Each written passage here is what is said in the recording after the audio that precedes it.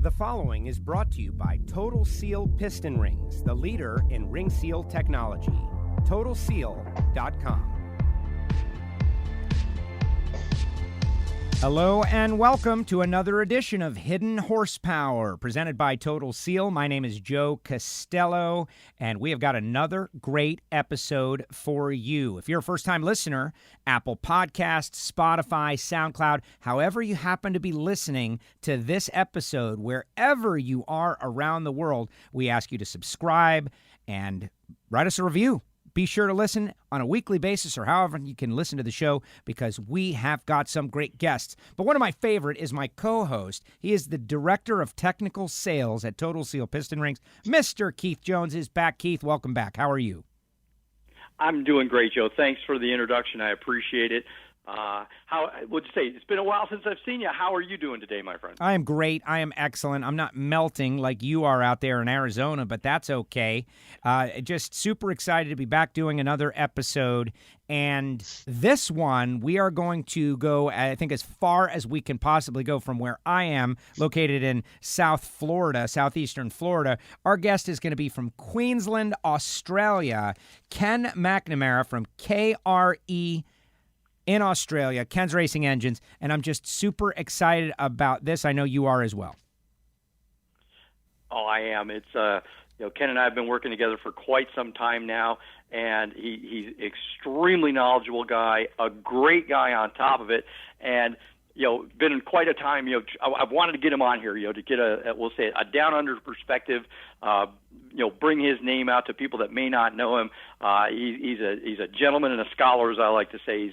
He's a great guy and a wonderful engine builder. So before we bring Ken on the show, let's just talk a little bit about the scene down there and like what you know about it and what I know about it, and then Ken will confirm or deny some of the things we may say. And I can just say that through my WFO radio podcast and my NHRA experience that they are nearly as car crazy as we are. They love cars, going fast, racing of all kinds, including sprint cars, drag racing. But the most Australian style of racing that I know of, I love those V8 Supercars. The first time I saw them, I was like, this is what NASCAR could be.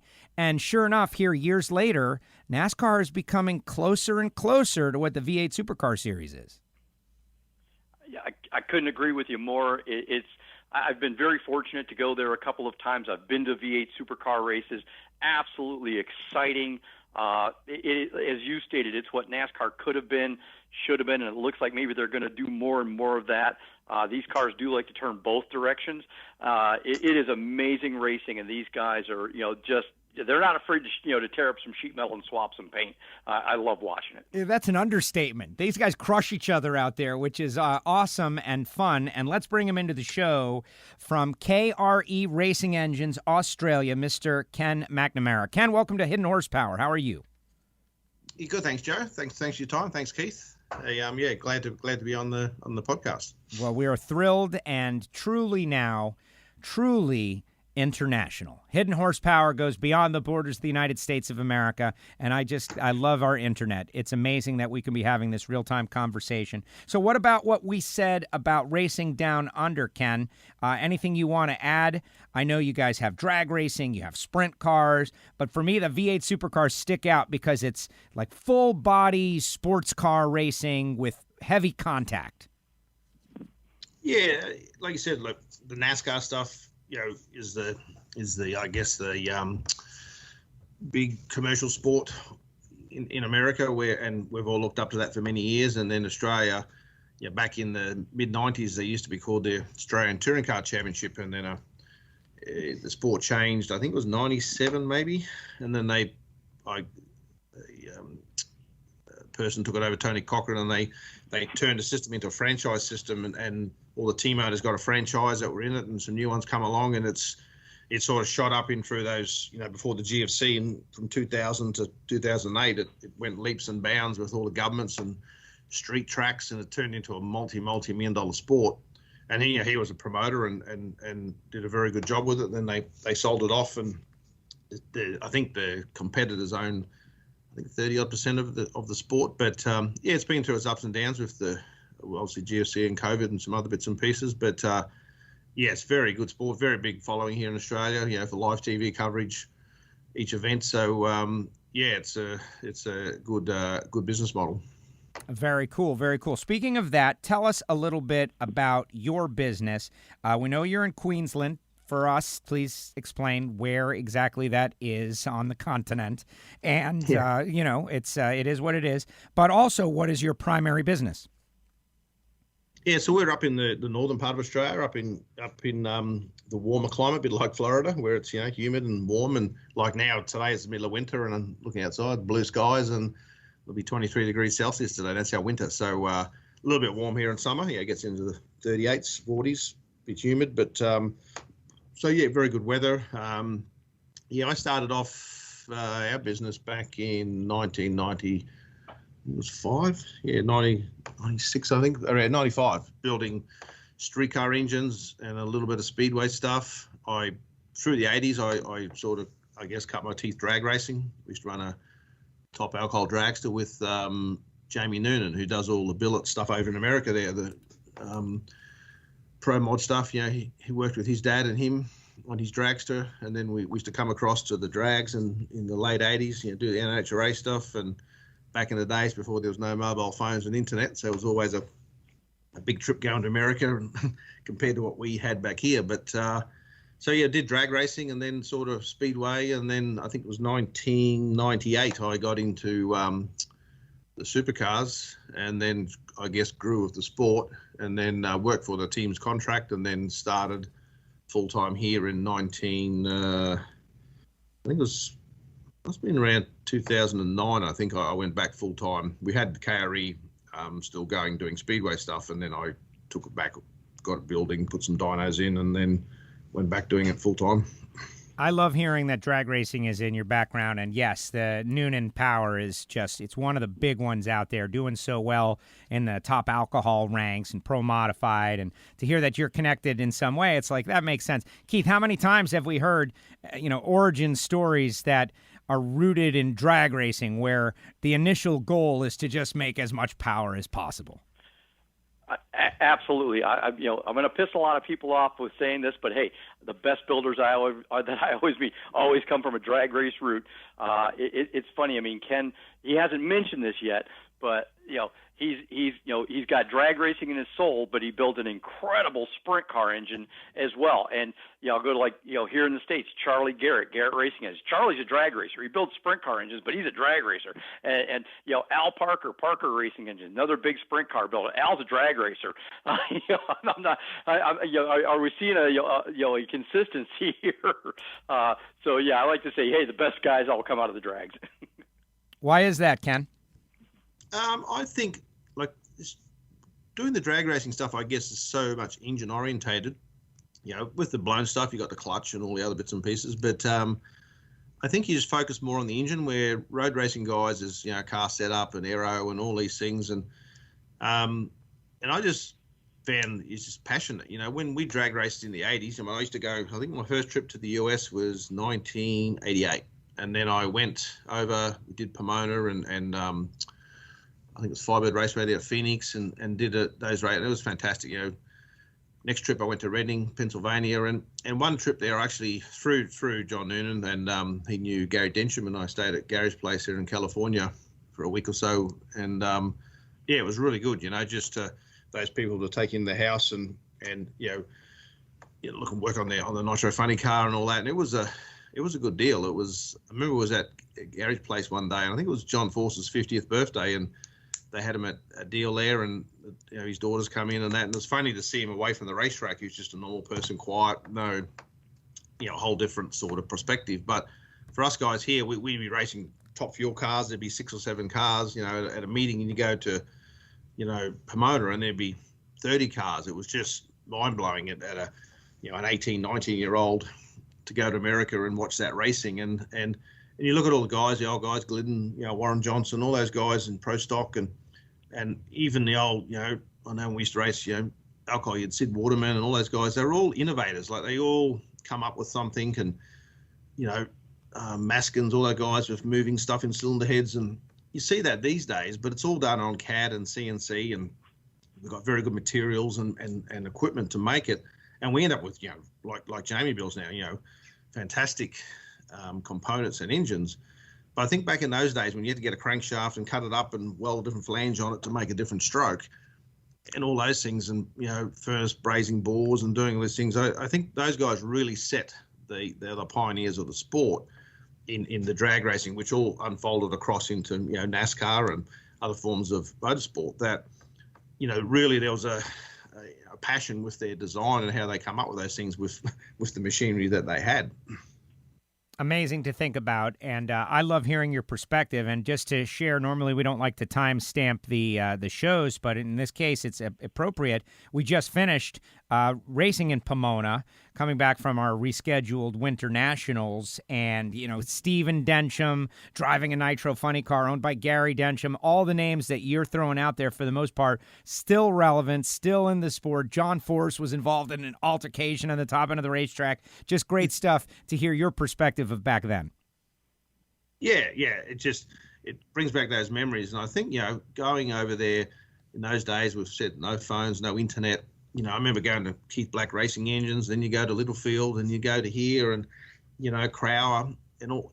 You look back at all those things, you think, oh, you built not so much the relationship, because I was only young back then, but you saw those things, you come back in awe and go, you know, oh, geez, you know, I'd like to do that. And I think that's where I started my business, was I sort of did that. And Jamie was, you know, he was only a little teenager, and he was working with me at home building engines, and we worked on that dragster for 10 plus years. We had the national record there for one point, but yeah, the guys that we raced against, Gary Phillips and Stephen Reed, and that, they were always quicker. Just they've been doing it for a long time. But we cut our teeth, I guess, doing that. And then Jamie came to work with me in the supercars, and then a few years later, he started CNC and stuff, and then obviously got back into a full-time business and then moved back to America. But yeah, he's done a fantastic job with him and Renee with that business. And yeah, and I stayed here just doing that and got into the speedway stuff. And like Keith said before, you know, I've met Charlie Garrett and talked to Al Parker. I mean, look up to those guys, you know, Ron Shaver. I mean, all the stuff he's done back in the day.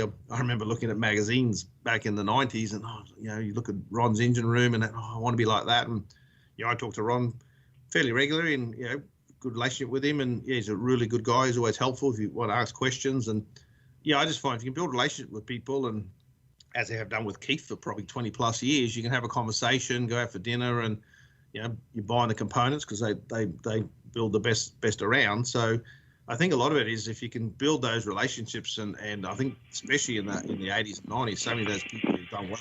It was good. Keith, was that you with the Imperial March as your ring? Yeah, sorry about that.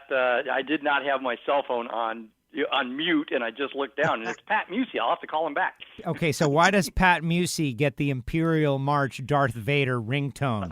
Does everybody get that ringtone, or just Pat? No, not everybody gets that one. That's the hurry up and answer the phone. It's Pat. Okay. That's good. Hey, a little scoop here on Hidden Horsepower, folks. All right, Keith, question for Ken. Let's dive in. Oh, yeah, sorry about that. That was me. No, one of the things that, you know, this is a statement more than that, but a comment, you know, it's like, hey, you know, why do the guys, you know, the drag race guys work so hard at this? Because there's no second chances in drag racing. Yeah, exactly. But what, you know, what are the challenges you see, Ken? I mean, you know, like I say, looking at the supercar versus sprint car, you know, the different engine platforms that you deal with, you know, from obviously we're ring centric here, but the challenges that you have to face dealing with, you know, like a supercar engine versus a sprint car engine, you know, you've got so much more heat to deal with, you know, the time level that it's got to run.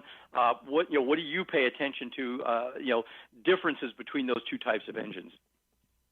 I think with the sprint car is, you know, I guess well proven. Yeah, the rings obviously got narrow and less tension, different materials, but being on the alcohol and the they're a lot more power and RPM and compression ratio, but they still seem to work, you know, quite well if everything's set properly. And, you know, we don't run the engines completely on, you'd say, on kill like here, because we're not racing at big tracks like Knoxville or Eldora, where, you know, our tracks are half that size, so we've got a little bit more flexibility with making a bit less power. But the supercar, the biggest problem is because, you know, last year we had all these problems with heat and stuff where, yeah, we changed the coating on the ring and a few other little bits and pieces, and ran into all sorts of dramas with, they moved the under tray on the cars, and we ended up with a massive heat. What's the word? Pockets under the bonnet where the air couldn't get out from under the bonnet. We started melting coils and wiring and sensors, and had issues with rings and yeah, a few changes here and there, and a lot of that went away, and it was just one change that caused it. But I think it shows with the supercar, you got to, they want us to do 4,000 Ks minimum, which is about a third of the season. And they're 7,500 RPM, running on E85.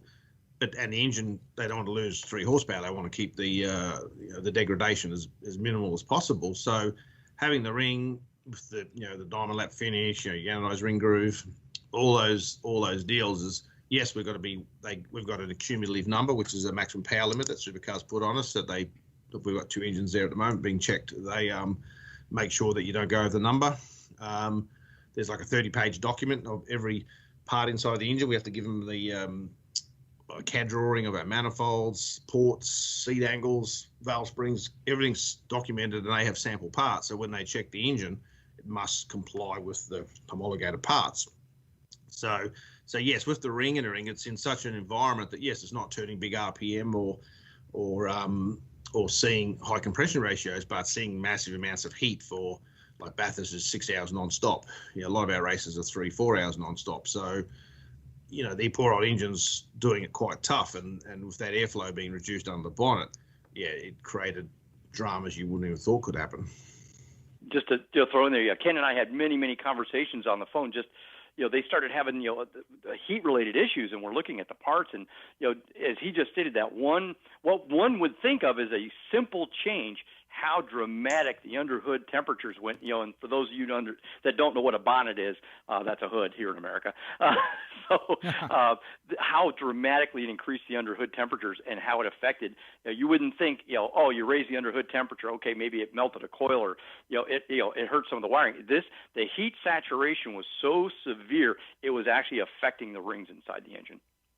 Yeah, it was a tough deal, and at the time you don't know. You think, then it's like any effect. You think, we'll change that for the aero of the car, and then all the GM teams had the same issues, different brand of coils and that. But we went from, like, the coils, you had 10 years of no issue, to failing 14 sets of coils in one season. So you start going, well, they're just cracking, and then odd sensor problems, and then power steering issues, and it was just lots of little details that popped into big ones. They were probably underlying problems that were just surviving. And so we did a test towards the end of the season, had a tyre test, and put some pyros under the bonnet with Supercars. And I think from memory, like, it was about 102 Celsius at the valve cover when the engine was turned off after it pulled up, air temp. And then, when it was running, and then when it pulled up to change the tyres, it jumped up to 140 degrees. So, that's a lot of, the water temp was still fine, all that, but it was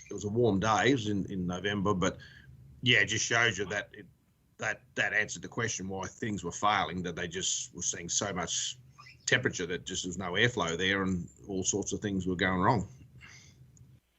Yeah, that's an amazing amount of heat, like you say, and things that you don't have to deal with open cockpit cars like sprint cars, things like that.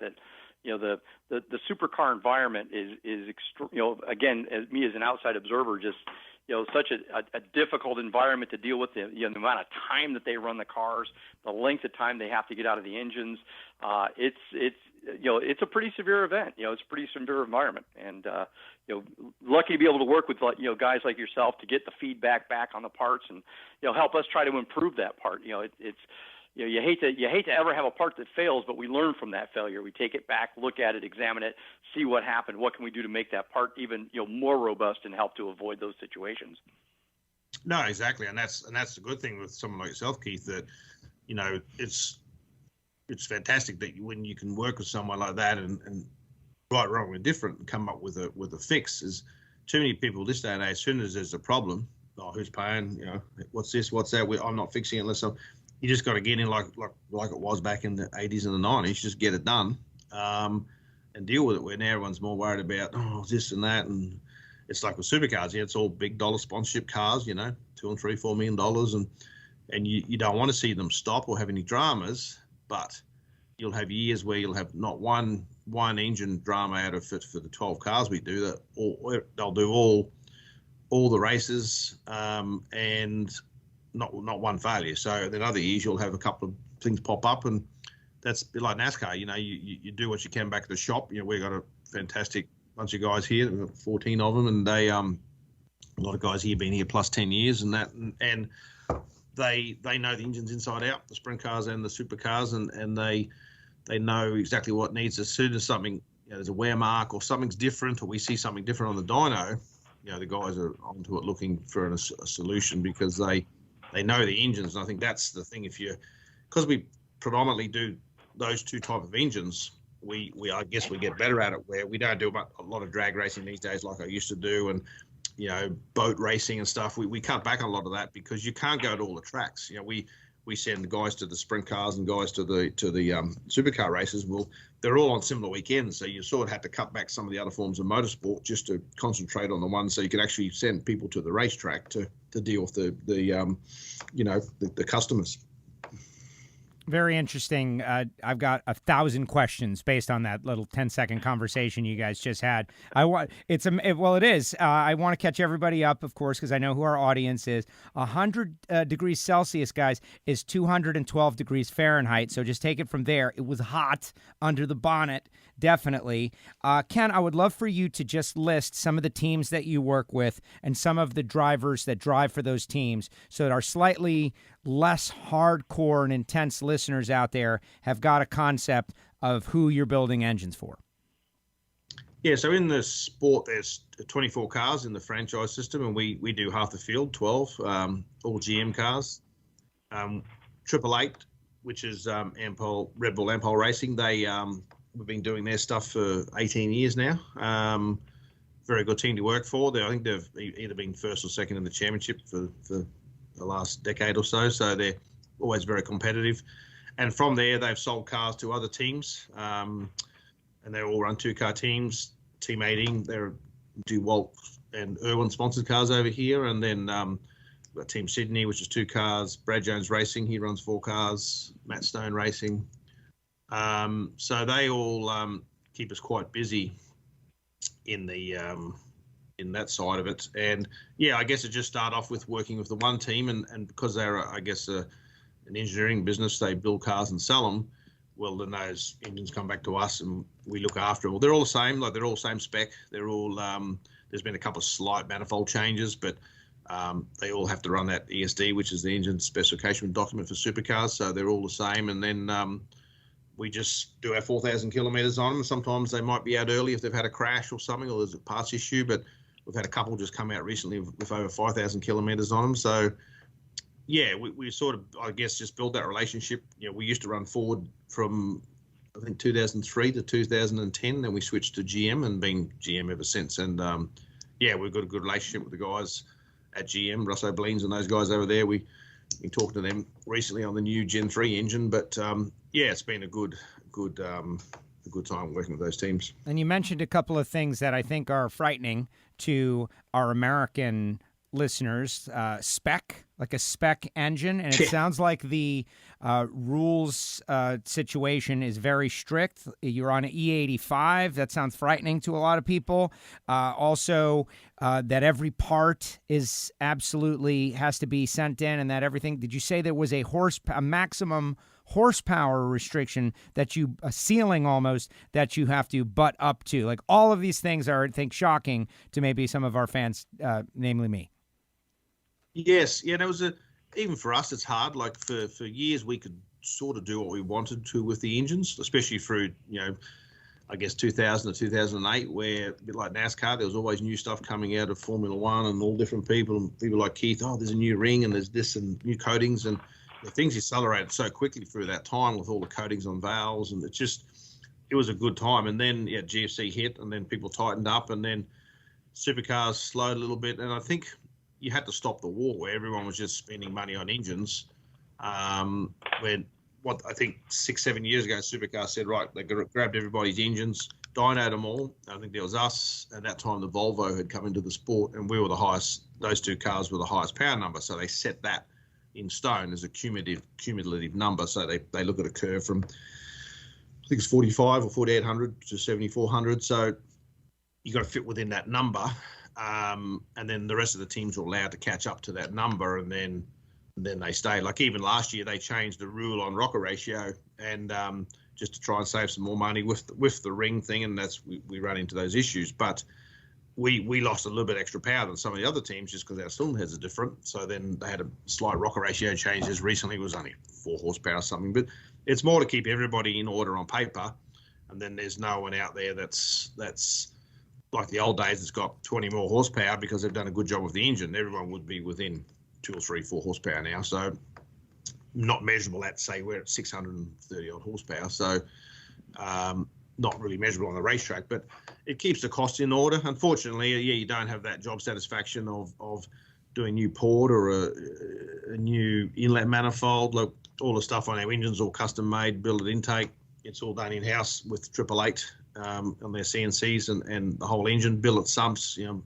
Bill Daly makes all pumps for us, and we make a sump that bolts into the chassis. And so they're quite a nice little engine, but they're expensive. If you had to build a new one, they're 160 odd grand. So they want to go to a new engine for the next car, which will be, GM will be a GMLS based engine, and the Ford will be a Ford Coyote. The engines will be half the price of that, but they'll probably do the same or more mileage. That's the plan. But to bring the cost down is like any motorsport now. Your Formula One's going through the salary cap. NASCAR making their motors do more races. Everybody's got to, I guess, get better value for their money because there's just not those sponsorship dollars now that like there was 10 years ago. Right. Does that system work as someone who's living it? And we hear it kicked around. And Keith, how many times on this show have we bantered about this exact subject, right? Like rules to decrease cost. Do they work or do they not work? And Ken is living that. Ken, do they work? Yes. Yeah. As I said, the engine builder or the team that used to do their own engines, like we're the only engine shop that's not a team. The other engine builders are part of the team. So it definitely saves money. And I think you have to move with the climate. It's no use having 4 teams that have the money and then can only race each other, and then there's no sport, so then there's no work for anybody. So as much as we like the old days where you could do what you want and try what you want, and I just think with the ever-changing climate, and as obviously electric cars are coming, so that's the next issue we've all got, especially at the high level of motorsport where sponsorship dollars from big corporations and some of these events are government funded. The street circuits, you can't be out there with black smoke billowing out of them and being bad for the environment and not being green, because it's against what everybody's trying to do at the moment. But you go run a top fuel dragster or a sprint car or a tractor puller, that's a little bit different, I think, because it's usually someone's usually spend their own money, or they still have sponsorship, but they're not at that big commercial level, say like NASCAR or Formula One or Supercar, where you've got a lot of government bodies you have to deal with, and you've got to be seen to doing the right thing. But yeah, I think initially, no, it was difficult, but I think as you see time, it definitely works. The teams, like we've saved them, the teams already, over the last 10 years, 150,000 a year in engines per team. So, and next year that'll be that again. So for us, the engine builders, yes, it's less money and money coming in and probably a bit less job satisfaction. But, for lucky business like us, we can do that, but then we can still do our sprint cars and a few other off-road trophy trucks and that, and get our satisfaction of doing whatever we want to those engines. But as for the big racing, I think they're all, even Formula One, you only got whatever it is, 3 engine changes for the year, whatever they have for. Everyone's clamping down that you've got to make everything last to bring the costs back in order.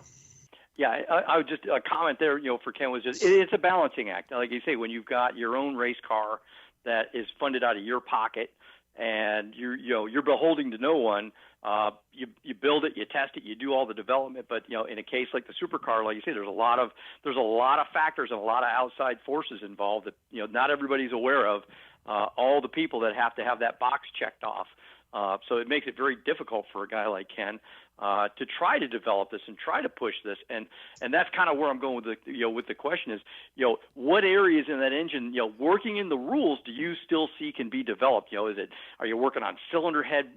Where do you find the next thing even in that engine? Because even as the next engine platform comes down the line, you're an engine guy. I don't care how hard they try to tie your hands, they're not going to do it. I know you, Kenny. So where are you going to work at? What are you going to look at? I mean, with the next engine, I mean, it's a really difficult and unusual thing, talking with, Steve Byrne here and Russ O'Bleens and GM in the US. And with supercars, you're trying to build an engine for a price.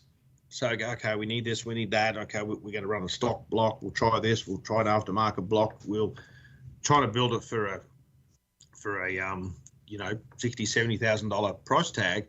So you look at, okay, I can't run Carrillo rods anymore because I've got a budget. I've got to put a better block, or I need a titanium valve in it because we've still got to turn 7,500. Or can I make the stainless valve work? Where previously you build an engine, I need, sprint car, I get an all-pro head. I'm getting the rings off Keith. We're getting the good rings. We're doing all the stuff. Now we're going, what? It's a weird thing to build an engine to a budget and say, well, I'm going to have to change the component because I can't afford that high-end part anymore. All that stuff now is all Bryant crankshafts, all good, good bill of pistons from Bill Miller and all that, where that all has to change, not because there's anything wrong with the part. We have to say, well, the motor's got to come into this target. Where can I skimp or thing that I can get away with a cheaper connecting rod because we'll put a heavier one in it because now, and also working with the guys here in the Ford team at Dick Johnson Racing, where we've got to still be competitive, but at the same time, the engine's got to make the same power. So we go back to Supercars dyno, right? Yeah, okay, within, there's obviously an overhead cam engine, so we've got quite a big difference from our pushrod engine, but you go, right, okay, well, you try this, we'll do a little bit of this. And so when the new engine will come, it'll be built to a power number because the new car is going to have a whole lot less downforce. So it's going to be quicker in a straight line. So we'll probably have to lose a bit more power to make sure they don't go over 300 kilometers an hour.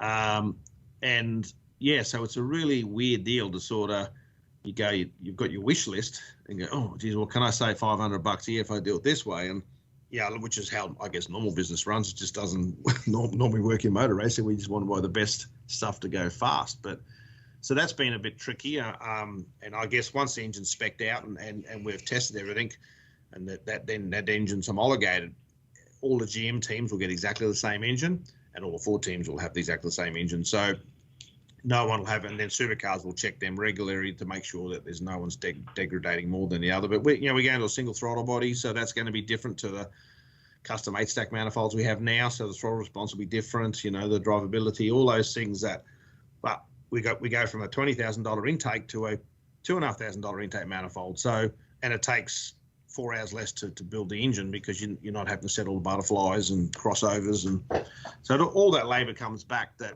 the teams, to get that $100+ grand a year saving on their budget for their engines, that's the only way to do it. So I see the big picture, and definitely it will work. But as for the the engine builder that wants to try and make an engine different to the next guy, it's definitely a different way of thinking on how to build an engine. Well, I look forward to being able to help you with that challenge, Ken, because like you say, there's going to be a lot of challenges, a lot of opportunities to test a whole lot of different parts. You had mentioned the Ford being on the Coyote platform, and interesting. I don't know if you've seen the new 7.3 liter Ford pushrod engine, which I haven't personally had my hands on one, but I've seen all the drawings and pretty spectacular looking piece. Surprising. Maybe it's just too new that Ford didn't go down down that rabbit hole and use that as a platform for the for the new engine.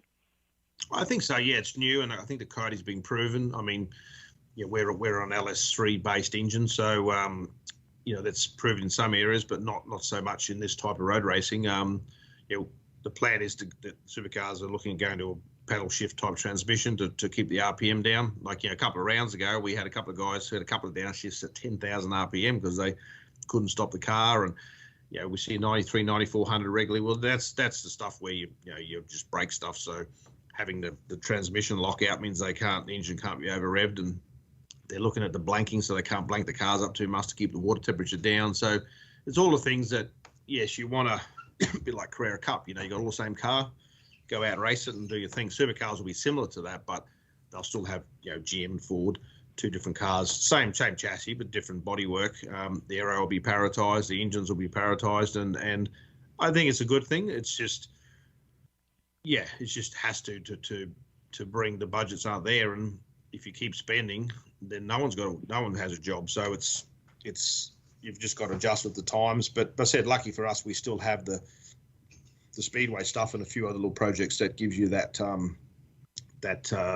job satisfaction where you can modify, do, or whatever you want, and there's no rule other long as the motor's 410 or that motor's 6 litre or whatever. The rest is free. So I think that still works well for all the guys in the shop here, where they still get to do some cool stuff, and you're not just building that same engine over and over.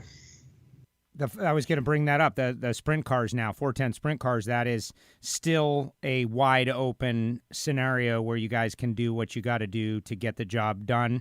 What about E85? Are you running them on E85, or are they like what we would call, regular racing fuel? No, they're the same as you guys in the US. We're all on methanol, alcohol.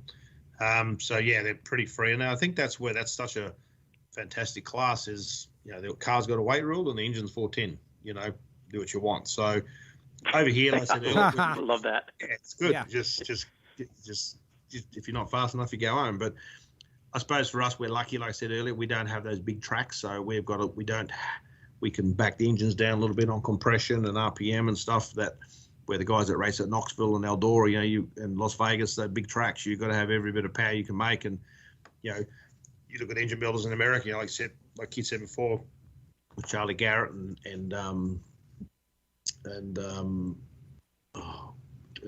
Paul Kistler and Tommy Ryder and Ron Shaver and all those guys, Al Parker, they all build good engines over there, and they're all competitive at those big tracks. For us, we don't specialize in any of that stuff. We build the engines a little bit different here because drivability, where we run the whole deal, and the customers want to get 20 races out of their engine here in Australia, a lot of the time 25 races. So you can't run that lighter con rod, or you might have to be on a 580 gram rod instead of a 530, or the piston's got to be that. Crankshafts can't be 22 pounds, got to be heavier. So you've got to build it. They want to get 6-7 years out of a crankshaft over here, because with our dollar being at 73 cents, a $66 $1,000 engine is $90,000 or $100,000 here when it's landed here. So you've got to be conscious, a bit like the supercar thing, where right, do I make the engine to make 930 horsepower, but the guy's got to bring them back in 12 nights for a rebuild. The bits are, titanium valves are, nearly $2,000 here for a set of intake valves. Well, that's a big difference to over there. So you've got to really, balance that act, like you said earlier, that we want to be fast, but it's no use having an engine if you're no quicker than the guy who's got 880 horsepower and you've got 920. You've got to win a lot of races to justify the extra engine rebuilds for the year. Where those big tracks in America, you need every bit of motor you've got because it's very competitive. This is so interesting to me. A great episode of Hidden Horsepower, and I just love the comparing and contrasting what's going on based on the rules, based on the tracks, based on the part of the world. Ken, I want to let you know in advance that we always ask our guest to give advice to the next generation. We're winding down on this episode of Hidden Horsepower. Keith, while he thinks about that, hit him with a couple of additional questions that you might have on your mind as we come down the stretch on this episode. Well, I'll ask the easy one right up front. You coming to Indy this year for PRI, Ken? No. Not going to do it. With the restrictions, like with now, because Australia's still locked out of the rest of the world, that if we leave and we come, and it's actually difficult now because we have to get permission from the government to leave the country. You've got to have a good reason. But when we come back to Australia, we've got to go into hotel quarantine for 2 weeks and we can't even leave the room. So too much time off work. And then, I don't know if I'll be stuck in a motel room with no windows that open for 2 weeks. Well, that's certainly no fun. And as far as engines go, Ken, I mean, I know, you and I've worked on so many different projects together over the years. Is there one that you haven't done yet that you'd love to sink your teeth into?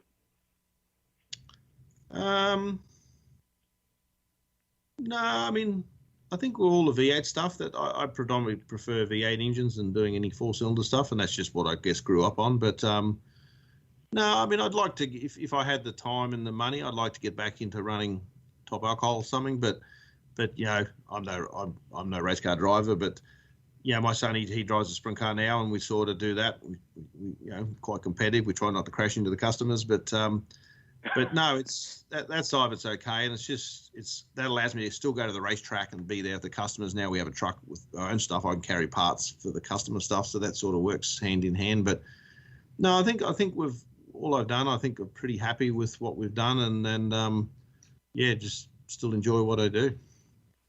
Well, you've accomplished a lot down there. Your name is second to none, and didn't know if you was like, hey, I haven't messed with a nitro engine much yet. I think I've got something for those guys, but like I say, love the candor of everything you've told us. So and it's excellent. And for those, I just want to throw this in for those of you that aren't well versed in V8 Supercar.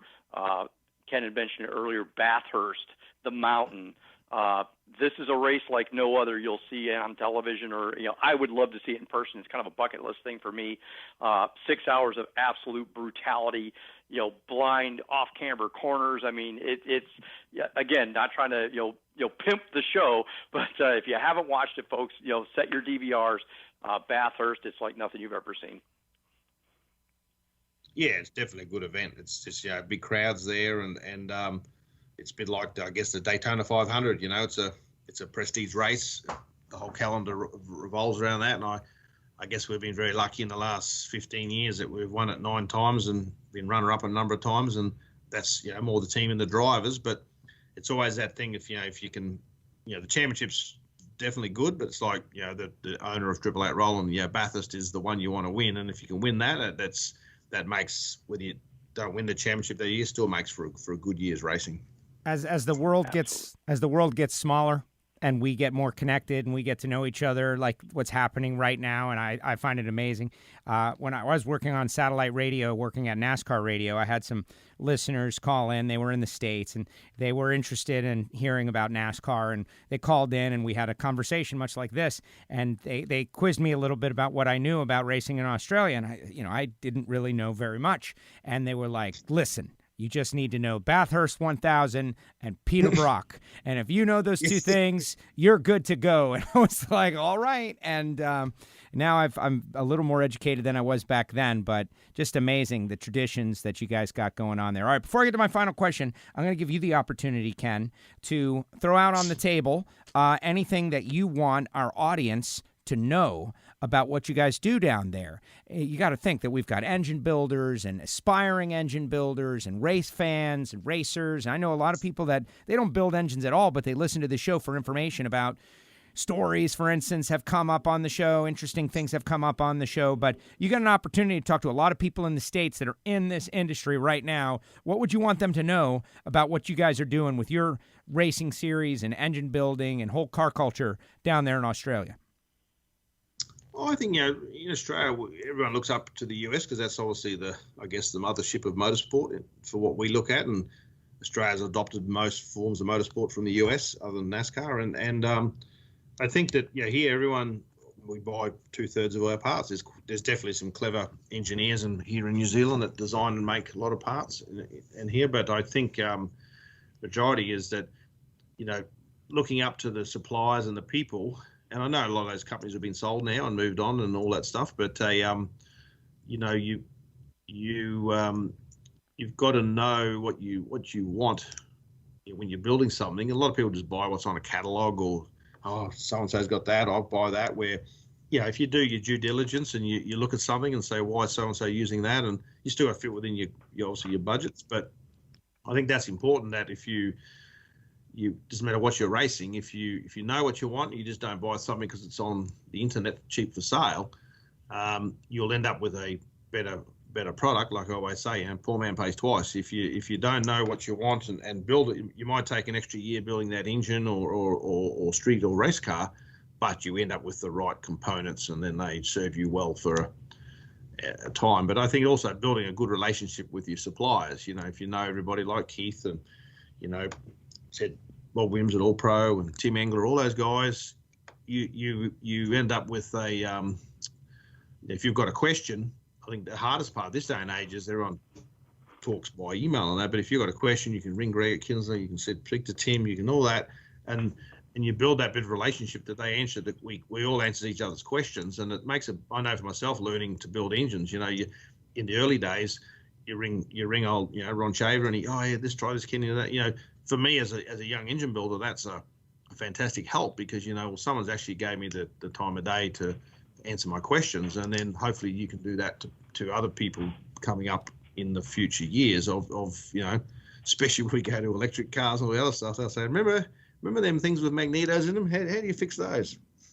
Yes. Now, you don't sound like you're adverse to that, though, which I think, a lot of people here are like, ooh, the enemy, terrible. But it doesn't sound like you are that negative. We just saw Tony Stewart this past weekend race an electric Cobra Jet 1400. The Ford engineers are out there. It makes a whistle noise as it goes down the track, or no noise. And some people here are rejecting that potential future. I certainly get it, as people who love the sound of an engine. You sound less resistant. No, and I think, if you fight something that's coming, the train's coming. So I think you resist it, you probably just get angry. And I thought we look at our business, I think there'll always be work for the niche market work, the people that used to build, the Fontanas or the Hemis or the small block Chevy. And, I'm sure over the next 10 years, it'll taper off a little bit, as it has done in Europe, and a little bit here, not much. But I think that with the emissions and the car manufacturers pushing hard with EV stuff, I don't think you're not going to change it. So I think if we can keep our sprint cars are going very well here and the US with crowds and people, and if the boat guys and all those ones can keep their clubs and their racing and all the engine builders work within their group, I think that the ones that do their work properly will stay in business and probably get busier, because there'll be less people to send stuff to. My only fear is with less, if the EV stuff does take off drastically, how many casting foundries are we going to have? How many machine shops over time, as if OEs go away from it? Is that going to affect motorsport more? Because we've lost a lot of people out of the industry. A bit like Australia, once we stopped manufacturing cars, there was no more. A lot of engineers went overseas because that work sort of slowed up in Australia. Very interesting, very interesting. An analogy that was shared with me a while ago was with horses, that once upon a time, everybody had a horse at their house to do things with a horse. But then when cars came around, horses are still a thing with people who really like horses, whether show horses or jumping horses or thoroughbred horses, or horses are still a thing. It's just not a necessary for each person to have. And that's what I kind of think about high horsepower, fun engines, that those are going to continue to be the passion of people like us as we continue to race and have fun beyond whatever someone uses to get to the grocery store or to go pick up their kids from school. Those of us who use them for what we're using them now, I think will continue. But who knows? Who knows? All right, final question. I think you started to answer it, but let me ask you about the next generation of young people out there who want to be involved with this, who love it, who have a passion. Maybe talk to your younger self out there now. What advice would you give them to be successful? I think you've got to believe in what you want to do. If whether it's cars, boats, whatever trade, but if in race engines, if you wanted, I think you've got to read there's so much these days. And when I was young, you had to read books, you had to get National Dragster every fortnight to read about drag racing, when now it's just all on the internet. So if you study up well, and then there's always, I find, jobs at the right places, as you hear so often, where they start off sweeping the floor and next minute, 20 years later, they're running the business. It's, if you're passionate about it and you enjoy it, I think we've found here with our business. We've had a few apprentices come through our business. James McFadden, he's over there running the World Outlaws at the moment. He started here as an apprentice engine builder.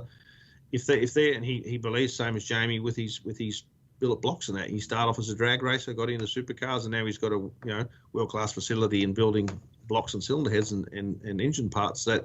That's all from passion. You got there. There's like any road, there's a tough road along the way, but you've got to not just Oh, it'll come to me.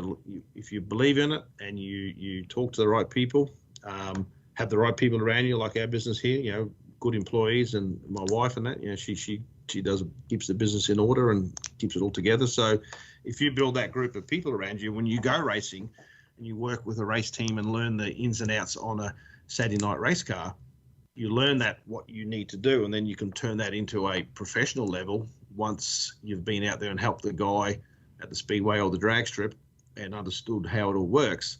Too many guys want to go straight into a job, and it's overwhelming for them because it's at the professional level. If you muck up, sometimes you're out quickly. So I think you just got to study your demographic, I guess, of what racing you enjoy, and then try and find about the competitors, the other engine builders, the transmission guys, all the bits and pieces that and what parts are available for those particular engines. You can learn so much within a 2 or 3 month period on all the components, and then the rest comes with you once you keep, you get into the right jobs, I guess, or the right race teams, and you'll end up somewhere in the trade that you enjoy. Amazing. Keith, this was flat out amazing. Final thoughts from you, Keith. I just wanted to again thank Ken for being part of this show, and just Australia is a nation of a little over, I think, 25 million people, and I've got to tell you, when it comes to racing, some of those passionate people I've ever seen. If it's 25 million, 20 million of them are into racing. We're in here in the States, and again, I'm not knocking America. We're on primetime TV on a Wednesday night. Can you turn on and find motorsports on a primetime channel? Down there, it's on everything. So very passionate people, intelligent, smart, driven. Like you say, what can I say? Just love working with these guys. Amazing. Ken, we thank you for being on Hidden Horsepower. Appreciate you.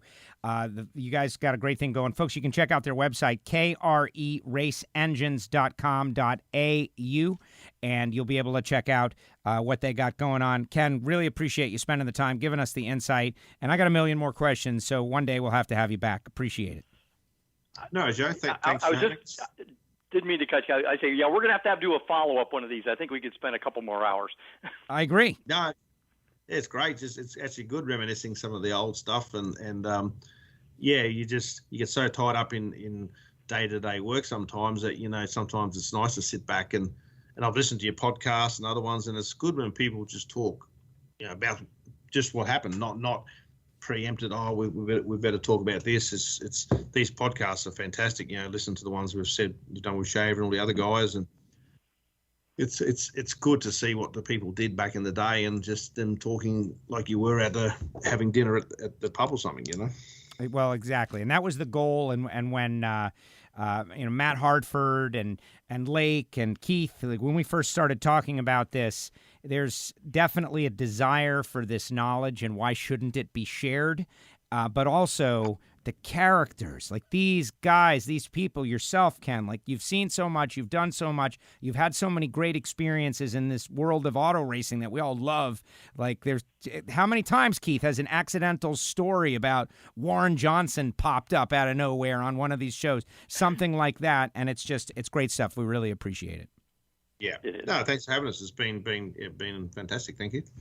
No, just again, want to thank you, Ken. I want to thank everybody for tuning in. It's absolutely fantastic. We enjoy doing these so much. Look forward to trying to do a wraparound with this with Ken as he gets into the new engine platforms, into the LS, and then the Coyotes, to see some of the challenges they're going to face with that as we move forward, especially from a piston ring point of view. What can we do to get that 4,000, 5,000 kilometers they want out of these, out of the new engine platforms, and what challenges it'll pose. So look forward to maybe doing a wraparound follow-up when they get working on the new engine platform. Well, all right. I like that the lingo and wraparound.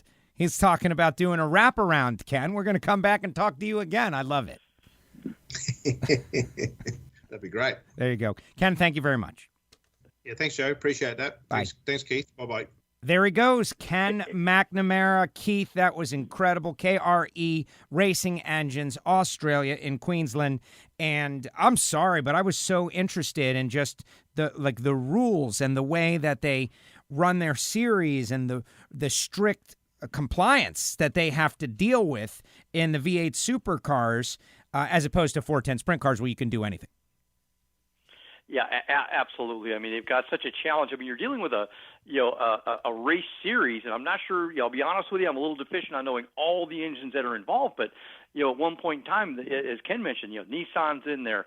You've got the Chevrolet base, you've got the Ford base, you had Volvo in there, Mercedes-Benz in there. So you're dealing with overhead valve engines, overhead cam engines, and trying to come up with a system to keep them on somewhat of a platform. And these guys came up with, to make it simple, and it's not simple, a maximum horsepower number. They came up with this combined number of power and torque. All these engines go across the same dynos. They get certified and sealed. And, when you're dealing with that many engine platforms trying to dictate every part, they came up with that system. Now, obviously, all the parts in the engine have to be approved, but, it's an amazing engine program. And sorry to see that they're changing platforms, but as Ken said, it's necessary. They've got to contain costs and get the mileage out of them they have to keep the series alive, and I certainly understand that. Well, and what do you think of that though, as a future, as a potential future? So many people, we with Europe and Australia, like we can fight a lot of things, and I think maybe we should fight against that, but I think about NHRA's Factory Showdown category, and I think about the battle that happens between the Chevrolet pushrod engine and the Coyote overhead cam engine, and how the Coyote pretty much has the capability of unlimited RPM, and how they have been fighting with supercharger, pulley restrictions, et cetera, and so on, and how it's been very challenging to keep those two platforms on a level playing field. I wonder if they're going to run into that same scenario, or if on this side of the pond, maybe we should at least ponder some sort of restriction like that, although I don't know if I like it on the surface. I see both sides of the conversation, Joe. I really do. I see, when you're dealing with two radically different engine platforms like that, obviously the LS is limited, by RPM because of the valve train, the Coyote not. I definitely see both sides. I mean, at my heart, as an engine guy, as a race guy, I don't want to see restrictions on anything. I want to see the biggest, best thinkers, the best innovators come out ahead and prevail. We had mentioned NASCAR, and to me, the glory days, the golden age of NASCAR was basically. I mean, there's always rules, but no holds barred. The guy with the best ideas out there, and instead of restricting that guy, you make the other guy figure it out. Well, there's a different thing. We've got, these budgets are, monumental, millions of dollars being spent. And I definitely see both sides of that conversation where we have to kind of reel in the costs. Maybe we've got to put some limits on things, to keep the racing going. If we let the budgets run just completely unchecked and out of control, there'll be nobody left. There'll be two people left. The Gateses of the world, and they'll be racing themselves every week. So I definitely see both sides of that conversation. Again, as an engine guy, I love to see the unleashed, unbridled horsepower guys out there doing everything they can, but I definitely see both sides of the conversation. Well, exactly. And I think of conversations I've had with Jason Line, who is against all those restrictions and rules and that kind of stuff. And we have seen the problem is that people are going to spend money that they have that they want to. And so you put a restriction on A, B, C, and D, then they're going to look at E, F, G and find something else to get an advantage. And all of a sudden those, anyway, it's a great challenge, and it's very interesting to hear. I agree with you. I'll go into a not to throw stones, spec engine, circle track racing. Okay, so you're saving money on the engine. They've got you're restricted there, but you can buy a set of headers for it that cost as much as the engine. You can buy a $2,000 carburetor for it. You can put, $10,000 worth of shocks on the car. So all in the guise of trying to make up for the lack of horsepower. So, man, I definitely see both sides of the conversation. I'll go back to, Star Trek, the Kobayashi Maru. Oh, this guy. Kobayashi Maru. It's the no-win scenario. I'm so happy you dropped a Star Trek reference to the Kobayashi Maru. Wow, that is incredible. And everyone will tell you that Kirk cheated, except he didn't, man. He improvised. He adapted. He overcame. He beat the test. Absolutely. What percentage of the audience even knows what we're talking about? I think it's like a strong 15, maybe. Yeah. Maybe. I'm hoping. But you got me, though. I love it. I love that reference. I throw it out all the time. All right, Keith, before we go, tell us what's up at Total Seal. And for people that are interested And, I'm talking all the time about stock eliminator engines, and you are restricted by rules. There are different things that you guys do and have available. You always say, before you build your engine, before you do anything, call us first. Why is that? Because I want to know that class. Now, you had mentioned stockers, and I'm big with the stocker guys. I love the classes where we've got these rules imposed, and we have to find every little bit. We don't want to leave anything on that floor.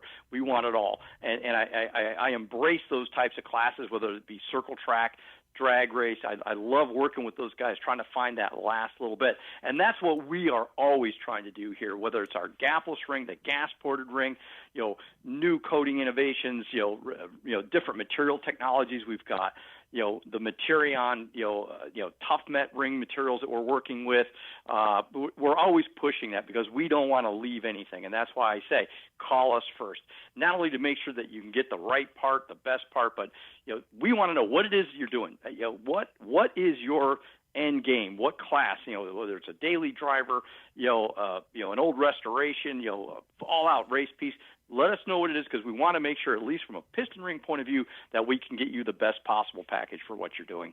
He is Keith Jones, the Director of Technical Sales at Total Seal Piston Rings.